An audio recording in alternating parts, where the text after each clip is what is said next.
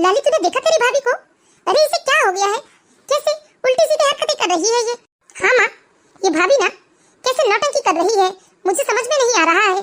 या तो इनका दिमागी संतुलन ठीक नहीं है या फिर कुसुम कुसुम।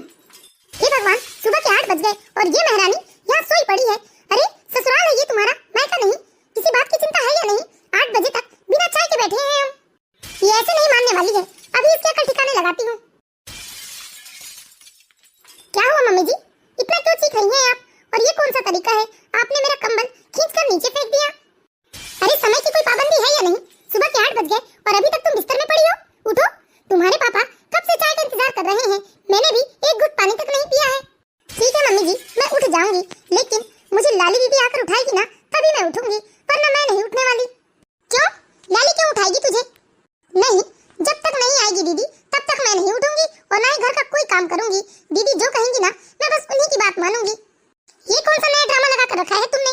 अरे मैं तुम्हारी सास हूँ और सास से बढ़कर तुम्हारे लिए ननद होगी कि ननद आकर कहेगी तभी तुम उठोगी? नहीं मम्मी जी, मैं तो नहीं उठने वाली। अगर मुझे उठाना है और चाय पीना है आप लोगों को तो आप लाली दीदी को लेकर आइए। हे भगवान, कैसी बेशर्म है ये, और कंबल खींचकर सो गई। अब भी जाकर कपिल के पापा को बताती हूँ। 4 दिन मेरा बेटा बाहर क्या गया, इसने तो अपने नखरे शुरू कर दिए। ये कोई तरीका है? कैसी बेशर्म औरत है, जरा भी शर्म नहीं है इसे। क्या हो गया भाग्यवान, सुबह सुबह इतना तांडव क्यों कर रही हो तुम? तांडव ना करूं तो क्या करूं? देखो ना, सुबह के 8 बज गए हैं और अभी तक महारानी सोई पड़ी है। उठाने गई तो कहती है कि ननद रानी आकर उठाएगी तभी मैं उठूंगी। ये भी कोई तरीका है कि ननद उठाने जाएगी तभी भाभी सोकर उठेगी? अरे आप कुछ कहते क्यों नहीं? अरे मैं क्या कहूँ, तुम लोगों का मैटर है, निपटो तुम लोग। वैसे भी अगर मैं सही का साथ देता हूँ तो तुम्हें बहुत बुरा लगता है, इसीलिए मैं इन बातों में ध्यान ही नहीं देना चाहता। अरे सही तो कह रही है बहू, जाओ जाकर लाली को उठा ले आओ पहले, फिर लाली जाकर अपनी भाभी को उठा लेगी। हे भगवान, मेरी तो तकदीर ही फूट गई है। इन्हें कोई बात समझ में क्यों नहीं आती? लाली को ही कहती हूँ जाकर, वही उठाएगी उस महारानी को। सुबह हो और हमारे घर ड्रामा ना हो, ऐसा कभी हो सकता है?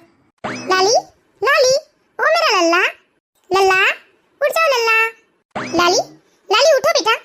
अरे उठो और जाकर अपनी भाभी को उठाओ। बहुत ड्रामा लगा रखा है उसने सुबह से। कहती है कि तू जब तक जाकर उसे नहीं उठाएगी तब तक वो नहीं उठेगी। लाली, उठो बेटा। जा बेटा लाली, जाकर अपनी भाभी को उठा ले। ना जाने उसे कौन सा भूत ने पकड़ लिया है जो अभी तक वह कमरे से बाहर नहीं निकली है। कहती है कि जब तक उसे लाली नहीं उठाएगी तब तक वह नहीं उठेगी। क्या माँ, अब ये सुबह सुबह भाभी ने कौन सा नया ड्रामा शुरू कर दिया है? अरे बेटा, मुझे भी समझ में नहीं आ रहा है कि ये सब कौन सा नया ड्रामा लगा दिया है तेरी भाभी ने। सुबह सुबह दिमाग की दही कर दिया उस औरत ने। ठीक है माँ, अभी जाती हूँ मैं भाभी के कमरे में और पूछती हूँ ये कौन सा नया ड्रामा है। भाभी, ये क्या तरीका है? सुबह के 8 बज रहे हैं और आप अभी तक उठ नहीं रही हैं। अरे आप कोई छोटी बच्ची हैं क्या, जिसे मैं आकर उठाऊंगी तभी आप उठेंगी? नहीं दीदी, मैं छोटी बच्ची तो नहीं हूँ, लेकिन आपसे ज्यादा समझदार भी तो नहीं हूँ ना। वैसे भी मुझे तो पता ही नहीं कब क्या करना चाहिए, कैसे रहना चाहिए। आपको याद नहीं है क्या दीदी, कल मैंने आपसे कहा था ना कि आज के बाद आप मुझे जब जब जो भी और जैसे जैसे करने को कहेंगी मैं वैसे वैसे ही करूंगी। देखो ना, सुबह के 8:30 बज गए। मैं भी तो आपका इंतजार कर रही थी कि कब आप आएंगी और मुझे उठने के लिए बोलेंगी। अब आपने बोल दिया है तो देखो मैं उठ गई। भाभी, ये सुबह सुबह क्या नौटंकी लगा कर रखी है आपने? समझ में नहीं आता आपको? बाहर माँ पापा चाय के लिए आफत मचा कर रखे हैं और आप यहाँ मेरे आने का इंतजार कर रही थी कि मैं आऊंगी और आपको उठाऊंगी। अब ये ड्रामा बंद करो और चुपचाप रसोई में जाओ और मम्मी पापा को चाय बना कर दो। और सुनो, एक कप चाय मेरे भी कमरे में ले आना।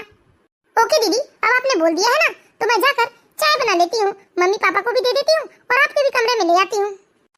चलो, दीदी के कहे अनुसार चाय तो बना लिया मैंने। अब जाकर मम्मी पापा को भी दे देती हूँ और दीदी को भी, और मैं भी चाय पीती हूँ मजे से बैठकर। मम्मी जी, पापा जी, ये रही आप लोगों की चाय। ठीक है बेटा, रख दो यहीं। अब मैं भी बैठकर आराम से चाय पी लेती हूँ। कुसुम सबको चाय देने के बाद आराम से बैठकर किचन में चाय पीने लगती है। चाय पीने के बाद कुसुम फिर से अपने कमरे में चली जाती है। ये क्या तरीका है? देखा आपने, बहू ने सिर्फ 10 चाय बनाकर दिया हमें और फिर से कमरे में चली गई। अरे 10 बजने को आए, लेकिन अभी तक उसने नाश्ता नहीं बनाया। हाँ 10 तो बज गए, नाश्ता नहीं बनाया बहू ने। एक काम करो भाग्यवान, तुम ही जाकर आज नाश्ता बना ले आओ सबके लिए। अरे आपका दिमाग तो ठिकाने पर है ना, मैं क्यों जाकर नाश्ता बनाऊं? अभी जाकर बहू की खबर लेती हूँ।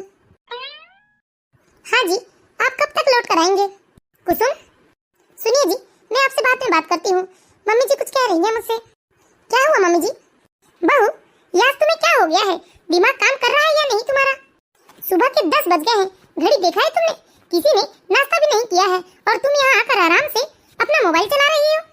तुम तो यहाँ महारानी बनकर बैठ गई अपने कमरे में। अरे नाश्ता कौन बनाएगा? अरे ये क्या, तुमने कब तक नहाया धोया भी नहीं है? मुझे तो लगा कि चाय पीने के बाद तुम नहाने चली गई होगी। अरे मम्मी जी, ये कैसी बात कर रही हैं आप? बताइए भला मैं कैसे नहा लूं और कैसे नाश्ता बना लूं? दीदी ने तो कुछ कहा ही नहीं कि मैं नहा लूं या मैं नाश्ता बना लूं। उन्होंने बस चाय बनाने के लिए कहा था, सो मैंने चाय बनाकर सबको दे दिया। भाभी, आपका दिमाग तो ठिकाने पर है ना? अरे मैं क्यों आपको नहाने के लिए बोलूंगी, नाश्ता बनाने के लिए बोलूंगी? यह तो आपका रोज का काम है ना, आपको पता नहीं है क्या? क्या दीदी, लो कर लो बात। अब मैं रोज रोज आपको एक ही बात बताऊंगी क्या कि मैं आपसे पूछे बिना कोई काम नहीं करूंगी? जब तक आप मुझे कुछ करने को नहीं कहेंगी ना, मैं अपनी जगह से 1 इंच भी नहीं हिलूंगी। अब आपने नहाने और नाश्ता बनाने कह दिया है ना, तो अब मैं नहाकर जल्दी से नाश्ता बना लूंगी। ठीक है, मैं जाकर नहा लेती हूँ। हे भगवान, लाली तूने देखा तेरी भाभी को? अरे इसे क्या हो गया है? कैसे उल्टी सीधी हरकतें कर रही है ये? हाँ माँ, ये भाभी ना कैसे नौटंकी कर रही है, मुझे समझ में नहीं आ रहा है। या तो इनका दिमागी संतुलन ठीक नहीं है या फिर ये जानबूझकर ऐसे ड्रामे कर रही है। समझ में नहीं आता ये बहू ने कौन सा नया ड्रामा लगा दिया है घर में। यहाँ इतना कुछ हो रहा है और तेरे पापा को तो जैसे कोई परवाह ही नहीं है, चुपचाप तमाशा देख रहे हैं। ये नहीं कि बहू को 2-4 बार डांटे। अरे भाग्यवान, तुम लोगों के बीच में मैं पढ़ना नहीं चाहता। तुम ही लोग देखो कि तुम्हें क्या करना है। वैसे भी मेरी बात यहाँ मानता कौन है? मम्मी जी, ये लीजिए, मैंने आप लोगों के लिए गर्मा गर्म समोसे बनाए हैं। चलो, कुछ ढंग का तो बनाया तुमने। चलिए माँ, समोसे खाते हैं। वैसे भी मुझे आज बहुत तेज भूख लगी है। सुबह से जो ड्रामा हो रहा है ना, उसकी वजह से मेरी भूख और बढ़ गई है। हाँ बेटा, खाओ, मजे से समोसे खाओ।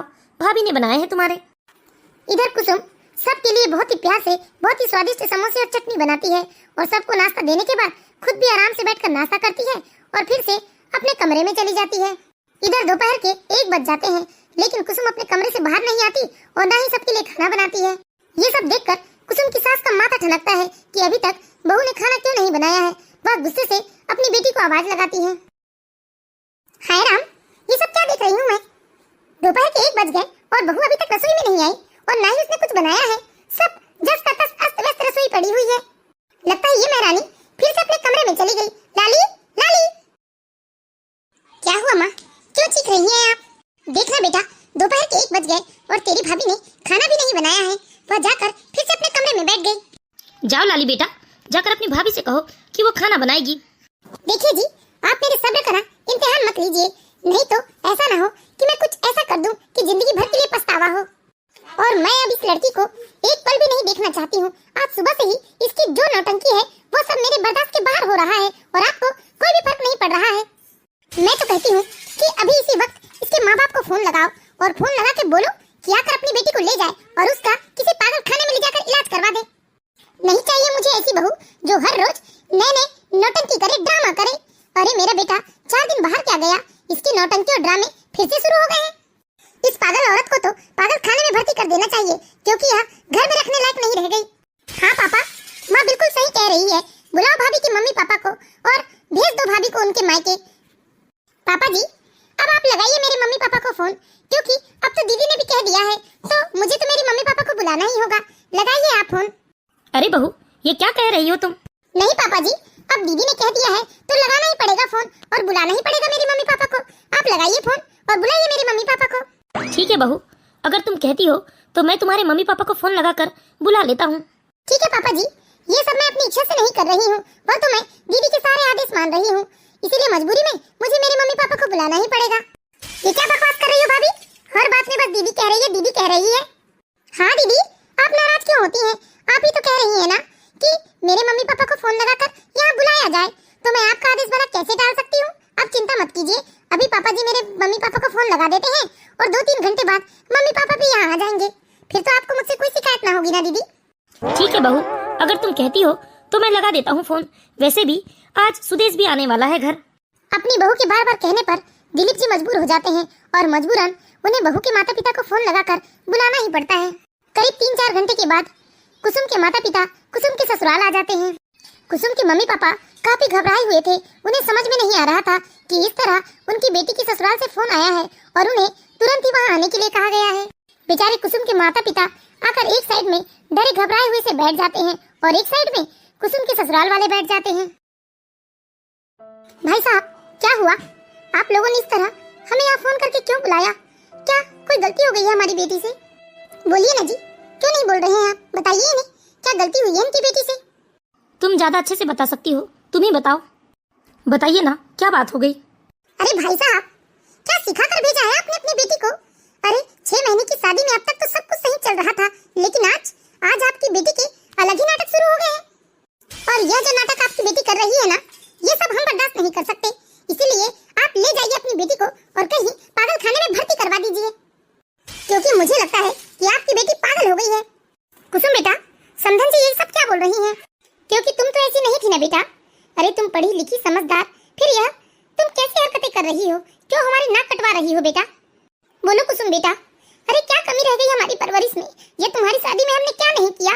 अरे हमने अपनी हैसियत से बढ़कर तुम्हारी शादी की, यह सोच कर कि तुम अपने ससुराल में खुश रहोगी, सबको खुश रखोगी। लेकिन ये क्या, तुम तो 5 महीने में हमारी नाक कटवा दी। मम्मी आप रोइए मत, आपने अभी भी कहा ना कि मैं पहले ऐसी नहीं थी। आपकी बेटी पढ़ी लिखी समझदार और सुलझी हुई है, यही कहा ना आपने। लेकिन मम्मी, मुझे यहाँ आकर पता चला कि मेरे अंदर तो ये सब गुण है ही नहीं। मेरे अंदर की कमियां मुझे आए दिन रोज एक एक करके मिलने लगी थी। यहाँ आकर मुझे पता चला कि मैं सर से लेकर पांव तक कमियों से भरी पड़ी हूँ। कुसुम बेटा, ये क्या कह रही हो तुम? हाँ पापा, सच में मुझे यहाँ आने के बाद पता चला कि मेरे अंदर कोई गुण नहीं है। मम्मी, कितने अरमान से मैं इस घर में दुल्हन बनकर आई थी।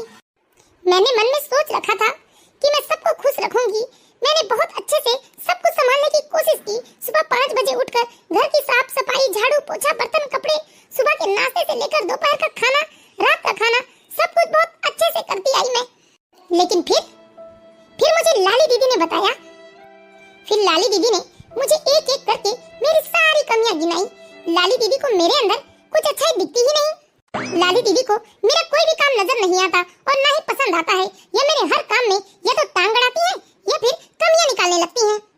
और धीरे धीरे अब तो ये लाली दीदी की आदत बन गई है। अगर मैं बहुत ही मन से, बहुत ही अच्छी तरह से सारी तैयारियां करके अच्छे से अच्छा खाना बनाकर भी दे दूं ना, तो उसमें भी कोई ना कोई कमी निकालने में सबसे पहले लाली दीदी आ जाती है। और फिर एक एक करके वो मुझे मेरी सारी कमियां गिनाने लगती है। और यदि कोई कमी ना भी निकले ना, तो फिर या तो नमक कम है का बहाना या फिर मिर्ची ज्यादा है इसका बहाना बना देती हैं। लेकिन कमियां निकाले बिना जैसे उनके पेट का अनाज पचता ही नहीं। और फिर बात को आगे बढ़ाते हुए कह देती हैं कि इनकी भाभी को तो कुछ आता ही नहीं। और तो और मम्मी, यदि मैं अपने खुद के पति से भी बात करती हूँ तो भी इन्हें कमियां ही नजर आती हैं। मुझे चिल्ला पड़ती हैं, कहती हैं कि भाभी अगर भैया से ऐसे ही चिपके रहोगे तो अपने ऑफिस का काम कब करेंगे? कहती हैं कि मैं अपने पति से कम बात करूं, उनसे जितना हो सके दूर रहकर बात करूं, उनका समय वेस्ट ना करूं। भाभी ये क्या बकवास कर रही हैं आप? 1 मिनट लाली दीदी, अभी मेरी बात खत्म नहीं हुई है। आज तो मैं अपनी बात पूरी करके रहूंगी। क्या कहती हैं लाली दीदी आप कि मैं आपके भैया से ज्यादा सट के बात ना करूं, उनसे थोड़ा दूर रहूं, वरना वो ऑफिस का काम नहीं कर पाएंगे। जिन्हें तो ऑफिस का काम करना है उन्हें तो कोई दिक्कत होती नहीं, लेकिन इन्हें बड़ी दिक्कत हो जाती है। अब आप ही बताइए ना, जिनको ऑफिस का काम है उनको तो इतनी टेंशन नहीं होती जितनी की टेंशन इनको होती है।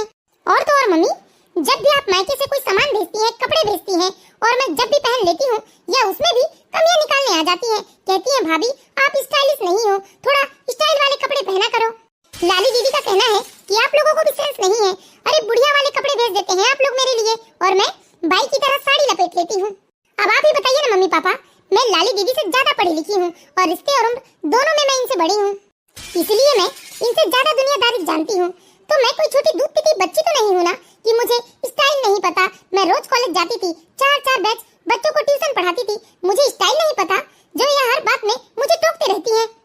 मैं खाना बनाऊं तो कमी, पति से बात करूं तो कमी, कपड़े पहनूं तो कमी। अरे मैं कमियों का पिटारा हूँ इनके हिसाब से। कुसुम, ये क्या तरीका है मेरी बेटी के बारे में बात करने का? अरे जब से देख रही हूँ बस बोले जा रही हो। अरे वो ननद है तुम्हारी। बहुत बढ़िया मम्मी जी, यही तो मैं सोचूं कि अब तक आप चुप कैसी हैं। बहुत ही अच्छा किया मम्मी जी कि आपने बीच में बोल ही दिया। मम्मी इन्हें देखिए, ये मेरी सासू माँ है, लेकिन मजाल ये अपनी बेटी को एक बार भी टोक दे या मना कर दे कि भाभी से ऐसी बात मत करो या भाभी को बात बात पर मत टोको, इन्हें तब दिखाई नहीं देता कि इनकी बेटी इनकी बहू को, जो कि उम्र और रिश्ते में इनकी बेटी से बड़ी है, उन्हें बात बात पर बच्चों की तरह हैंडल कर रही है। कि मजाल मम्मी जी अपनी बेटी को टोक दे या तो अपनी बेटी को और सह देती है। चाय बनाओ तो चीनी कम, खाना बनाओ तो नमक कम, रोटी टाइट है। मम्मी आपको पता नहीं है ये लड़की मेरे हर काम में अपना टांग घुसेड़ देती है। कुल मिलाकर इस लड़की ने ससुराल में मेरा जीना हराम करके रखा है। इसलिए मम्मी मैंने खुद डिसाइड किया कि अब मुझे ही कुछ ना कुछ करना पड़ेगा, नहीं तो ये मेरे इस घर में कौड़ी की इज्जत भी नहीं रहने देगी। अगर समय रहते मैंने इनकी टोका टोकी बंद न की ना तो ये इस घर में मेरा जीना मुश्किल कर देंगी। पूरी जिंदगी ये मुझे ताने सुनाते रहेंगी और कमियों का पिटारा बनाकर अपने आगे पीछे घुमाते रहेगी। इन लोगों को स्मार्ट बहू चाहिए ना, इसलिए अब मैं स्मार्ट बन रही हूँ। मुझे तो कुछ आता नहीं, इसलिए मैंने सारा कुछ लाली दीदी के ऊपर छोड़ दिया है कि अब आज के बाद यह मुझे जब जब जो करने के लिए कहेंगी मैं वही करूंगी। मम्मी बिल्कुल रोबोट की तरह अपने मन से अब मैं इस घर में एक तिनका भी उठाकर इधर से उधर नहीं करूंगी। और मम्मी इन सब बातों के बारे में मैंने कल ही अपने पापा जी से बात की। क्यों पापा जी, ये सब मैंने अपनी मर्जी से तो नहीं किया है ना, आपने भी देखा है कि क्या हो रहा है इस घर में। हाँ बेटा। ओह अच्छा, तो अब इस तमाशे में आप ही शामिल हैं। आप दोनों की ये सब मिली भगत है। तभी तो मैं सोच रही थी कि सुबह 8 बजे तक आपको चाय नहीं मिली, फिर भी आप एक आवाज नहीं निकाल रहे हैं अपने मुंह से। देखा बहन जी, देखा ना आपने आपकी बेटी की करतूत। ये मेरे पति को भी अपने बस में कर ली है। घर के काम करने की बजाय नए नए बहाने गिना रही है। माफ कीजिएगा बहन जी, छोटा मुंह बड़ी बात। मैं भी सोच सोच के परेशान थी कि आखिर कुसुम ने ऐसा क्या कर दिया जो हमें ऐसे अचानक बुलाया जा रहा है। मेरी बेटी एक पढ़ी लिखी सभ्य समाज में रहकर आई है। दुनियादारी उसे बहुत अच्छे से पता है। मुझे खुद अपनी बेटी की कमियों के बारे में आप लोगों के मुंह से पता चला है। गलत क्या कह रही है वो, सही तो कह रही है। जब आपकी बेटी बहुत समझदार है, उसे हर चीज की जानकारी है, हर चीज का नॉलेज है, तो सिखाए वो मेरी बेटी को। इसमें गलत क्या है? सही तो किया कुसुम ने। जब तक आपकी बेटी एक एक चीज उसे फिर से न सिखाएगी ना, तब तक कुसुम अपने मन से कुछ नहीं करने वाली। बहुत सही किया मेरी बेटी ने। बहन जी अब तो सच में या तो मैं अपनी बेटी को ले जाऊंगी या फिर 1 महीने आपकी बेटी घर का सारा काम करते हुए एक बहू की तरह दिखाए, कुसुम को घर कैसे चलाना है ये सिखाए। फिर कुसुम ठीक वैसा ही करेगी जैसा आपकी बेटी चाहती है। जैसा आपकी बेटी मेरी बेटी को सिखाएगी वैसा ही मेरी बेटी करेगी। वरना मेरी बेटी मेरे लिए बोझ नहीं है। मेरी बेटी कोई अनपढ़ गवार नहीं है जिसे मैं अपने साथ नहीं लेकर जा सकती। अगर मैं अपनी बेटी को लेकर गई भी ना, तो मेरी बेटी इतनी चतुर चालाक और इतनी सभ्य है कि अपने हुनर के दम पर अपनी जिंदगी बना सकती है, क्योंकि हमने अपनी बेटी को बहुत अच्छी शिक्षा दी है। अगर हमारी बेटी चाहती तो आप लोगों से सीधे सीधे लड़ सकती थी, झगड़ सकती थी, लेकिन हमारी बेटी ने बहुत ही सीधा और सरल रास्ता निकाला है कि जैसा आप लोग चाहते हैं, जैसा आपकी बेटी चाहती है, वैसे ही मेरी बेटी बनकर दिखाएगी। तो फिर क्या गलत किया? शुक्र मनाओ कि बाकी बहुओं की तरह मेरी बेटी ने घर में तांडव नहीं किया। माफ कीजिएगा बहन जी, अभी तक मैं शांति से सबकी बातें सुन रहा था, लेकिन सबकी बातों को सुनने के बाद मुझे समझ में आया कि आप इस तरह से हमारी बेटी के ऊपर पागल होने का इल्जाम नहीं लगा सकती। अब तो मैं भी यही चाहता हूँ कि आपकी बेटी मेरी बेटी को घर कैसे चलाना है पहले ये सिखा दे, उसके बाद ही मेरी बेटी आपकी बेटी के हिसाब से ही घर चलाएगी। बिल्कुल सही कहा भाई साहब आपने। और लाली, तुम्हें इतनी भी अकल नहीं है। कब से यहाँ मेहमान आकर बैठे हैं और तुमने उनको पानी तक नहीं पिलाया। नहीं तो बोलो अपनी भाभी से क्यों मेहमानों को पानी के लिए पूछ ले। अपने पापा से ऐसी बातें सुनकर आज पहली बार लाली की नजरें शर्म से नीचे झुक गई थी। आज पहली बार लाली को अपने आप में बहुत ही बेइज्जती महसूस हो रही थी। आज उसकी सारी ननदगिरी निकल गई थी। आंखों में आंसू लिए लाली ने अपने पापा से कहा, आज के बाद मैं किसी से कुछ नहीं कहूंगी। मुझे नहीं पता था कि मेरी छोटी छोटी बातों को इतना बड़ा बतंगड़ बना दिया जाएगा। मुझे इतनी बुरी तरह से सबके सामने बेइज्जत किया जाएगा। बेटा, बातों का बतंगड़ तो तुमने और तुम्हारी माँ ने बनाया है, जो बहू के मायके वालों को बेइज्जत होने के लिए तुमने यहाँ पर बुलाया था। और आज सबके सामने बेइज्जत होने तुम नहीं आई थी, बल्कि तुम लोगों ने बहू को बेइज्जत करने का प्लान बनाया था। बेटा, तुम्हारी माँ ने इतना दिमाग तो लगा लिया कि बहू को बुलाकर मायके भेज दो, लेकिन यह दिमाग नहीं लगाया कि बहू ऐसा कर रही है तो आखिर क्यों कर रही है। तुम्हें तो लगता है ना कि तुम्हारी भाभी समझदार नहीं है, मॉडर्न नहीं है। तुम्हें लगता है ना कि तुम्हारी भाभी आज के जमाने की नहीं है। दिखा दिया ना आज बहू ने कि वह कितनी समझदार और कितनी मॉडर्न है। बेटा, रिश्ता तभी अच्छा होता है जब हर कोई अपनी हद में रहता है। बेटा, अगर तुम अपनी भाभी को मान सम्मान दोगी, रिस्पेक्ट दोगी, तो वह भी तुम्हें प्यार दुलार और रिस्पेक्ट ही देगी। वैसे भी बेटा, हम लोगों का साथ कब तक है तुम्हारे लिए? अरे हमारे जाने के बाद तो तुम्हारे भैया भाभी ही तुम्हारे माता पिता के फर्ज निभाएंगे। और यदि तुम उनके साथ इस तरह से रिश्ता खराब करके चलोगी ना तो फिर आगे बहुत पछताओगी। ना फिर तुम्हारे भाई भाभी का प्यार मिलेगा तुम्हें, और ना ही तुम्हें और तुम्हारे बच्चों को नाना नानी का घर और मायका मिलेगा। और देखी तुम, अरे वो तो बच्ची है लेकिन तुम तो बच्ची नहीं हो ना। अरे तुम अपनी बेटी को रोक ना सकी, समझा नहीं सकी, बल्कि चुपचाप तमाशा देखकर अपनी बेटी को और सिर पर चढ़ाते गई। ये मत भूलो कि अभी तुम्हारी बेटी को भी सास ससुराल देखना है, सबको निभाना निभाना है। अगर हमारी बेटी के यही लक्षण हुए तो ये ससुराल में एक दिन भी न टिक पाएगी। लेकिन तुम्हें तो इस बात की कोई परवाह नहीं है, तुम्हें बस अपनी बहू की कमियों से मतलब है। माफ कर दो जी, मुझसे गलती हो गई जो मैंने लाली को रोका नहीं।